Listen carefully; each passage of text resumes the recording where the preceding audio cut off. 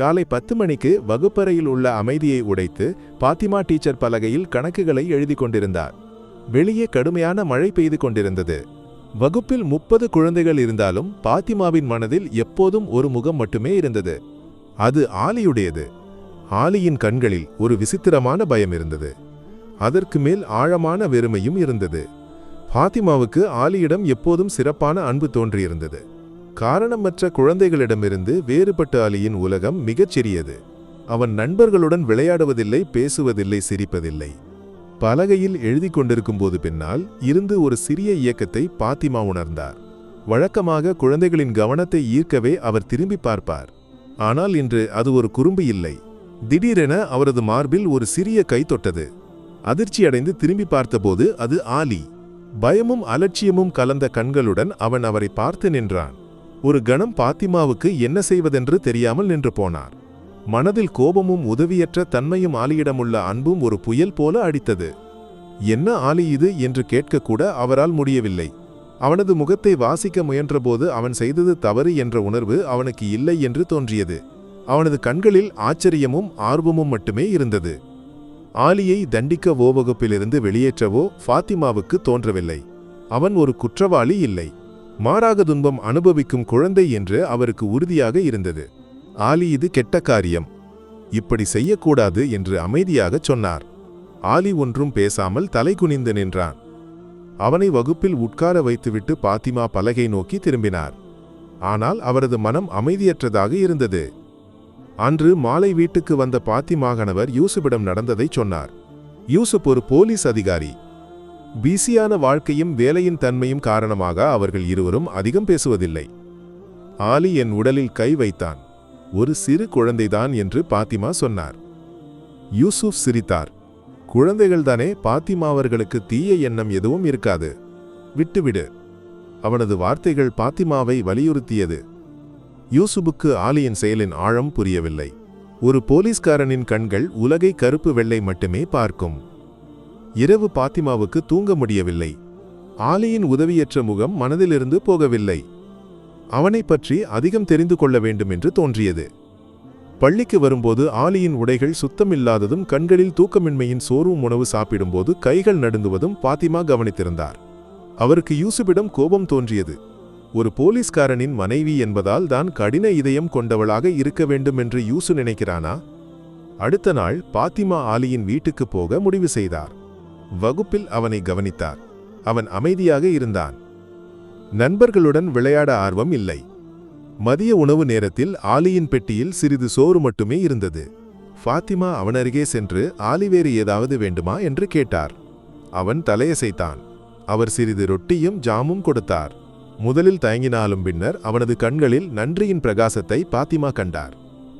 மாலை பாத்திமா ஆலியின் வீட்டுக்கு போனார். பள்ளிக்கு அருகிலுள்ள ஒரு தேநீர் கடையில் தேநீர் ஆர்டர் செய்த போது சாளரத்தால் ஆலி நடந்து செல்வதை கண்டார். அவனது பின்னால் நடந்து ஒரு தனிமையான சந்துக்குள் வந்தார். அங்கு பழமையான சிதைந்த வீடுகள் இருந்தன. அவற்றில் ஒன்று ஆலியின் வீடு. வீட்டுக்கு வெளியிலிருந்து பாத்திமா கவனித்தார். ஆலியின் அம்மா ஆயிஷா நிறம் மங்கிய உடைகளில் முடி கலைந்து சோர்வுடன் நின்றிருந்தாள். அவளது கண்களில் பல கதைகள் ஒளிந்திருப்பதாக பாத்திமாவுக்கு தோன்றியது. ஒரு ஆட்டோ ரிக்ஷாவிலிருந்து ஒரு ஆண் இறங்கி வீட்டுக்குள் செல்வதை கண்டபோது பாத்திமாவின் யூகங்கள் சரி என்று புரிந்தது. ஆலி எவ்வளவு வலியுடன் வாழ்கிறான் என்று அவருக்கு உறுதியானது. அடுத்த நாள் ஃபாத்திமா ஆயிஷாவுடன் பேச முடிவு செய்தார். மாலை ஆலியின் வீட்டுக்கு வந்து கதவை தட்டினார். ஆயிஷா கதவை திறந்தாள். நான் ஆலியின் டீச்சர் பாத்திமா என்று சொன்னார். ஆயிஷாவின் முகத்தில் ஆச்சரியம். டீச்சரா? உள்ளே வாருங்கள். வீடு உள்ளே சுத்தமில்லை, பொருட்கள் சிதறி கிடந்தன. ஆலிக்கு உடம்பு சரியில்லையா? இன்று பள்ளிக்கு வரவில்லை என்று பாத்திமா கேட்டார். சிறிது காய்ச்சல் என்று ஆயிஷா சொன்னாள். பாத்திமாவுக்கு அது நம்பிக்கை வரவில்லை. ஆயிஷா, ஆலியின் நிலைமான நிலையவை எதுவும் சரியில்லை. என் கணவர் ஒரு போலீஸ் அதிகாரி, உன்னை உதவி செய்ய நாங்கள் தயார். ஆயிஷாவின் கண்களில் கோபம். டீச்சருக்கு என் வாழ்க்கை பற்றி என்ன தெரியும்? என் மகனை பார்க்க எனக்கு தெரியும். பாத்திமா சோர்ந்தாள். இல்லை, உன் சூழ்நிலைகள் எனக்கு ஏறத்தாழ புரிந்தது. உனக்கு உதவி வேண்டுமென்றால் நாங்கள் தயார். ஆயிஷா அழுதாள். பாத்திமா தொடர்ந்தார். உன் மகன் ஒரு நல்ல வாழ்க்கைக்கு தகுதியானவன். வீட்டுக்கு வந்த பாத்திமா யூசுப்பிடம் எல்லாவற்றையும் விரிவாகச் சொன்னார். சட்டப்படி ஆலியை தத்தெடுப்பது கடினம். ஆயிஷா அவனை விட்டுக் கொடுக்க தயாரில்லை என்றால் நீதிமன்றத்தில் ஆண்டுகள் நீளும் என்று யூசுப் சொன்னார். இந்த குழந்தையின் வாழ்க்கை அழியும். யூசுப் என்னை உதவி செய் என்று பாத்திமா கெஞ்சினார். யூசுப்பின் மனம் மாறியது. நான் போலீஸ் நண்பர்களுடன் பேசுகிறேன். நாம் சேர்ந்து ஒரு வழி கண்டுபிடிப்போம். யூசுப் ஆலியின் வீட்டை கண்காணித்தார். ஆயிஷா பல ஆண்களை வீட்டுக்கு கொண்டு வருவதையும் ஆலி தனியாக அறையில் புத்தகம் படிப்பதையும் கண்டார். ஒரு ஞாயிற்றுக்கிழமை யூசுப் முடிவு செய்தார். போலீஸ்காரனாக இல்லாமல் ஒரு சாதாரண மனிதனாக ஆயிஷாவை அணுக வேண்டும். பாத்திமாவிடம் திட்டத்தை விளக்கினார். நாம் ஆயிஷாவுடன் பேசுவோம். அவளுக்கு மகனுக்கு நல்ல வாழ்க்கை வேண்டும் என்ற ஆசை இருக்கும்.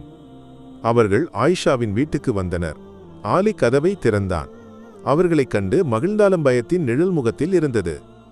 ஆயிஷா, நாங்கள் ஆலியின் விஷயம் பேச வந்தோம் என்று பாத்திமா சொன்னார். யூசுப் தொடர்ந்தார். நாங்கள் உன்னை தண்டிக்க வந்ததில்லை.